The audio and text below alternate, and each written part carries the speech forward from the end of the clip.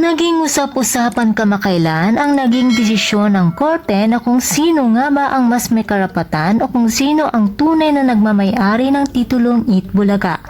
Mas pinanigan kasi nito ang TVJ na patunayan kasi na sila ang nagmamay-ari kaya naman sila ang mas may karapatan. Subalit tila hindi naman ito kayang tanggapin ng Tape Incorporated kaya naman umapila ang mga ito.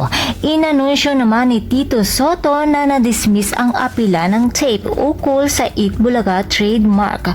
At ayon nga kay Tito Sen, appeal of Tape re-Eat Bulaga IPC Class 41 dismissed.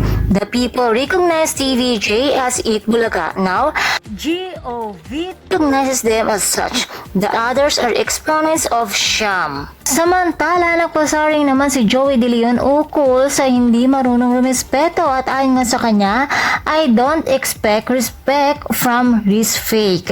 Sana lamang daw ay marunong tumanggap ng pagkatalo ang Tape at tanggapin at irespeto na lamang kung ano ang naging desisyon. Maagang pamasko naman ito para sa TVJ at Dabber Cats dahil sa wakas ay makakauwi na din ng tahanan ang kanilang pinakamamahal na titulong Eat Bulaga. Kaya naman mga chika Dora, abangan natin ang pag-celebrate para sa pag-welcome ng TVJ at Dabber Cats sa Eat Bulaga.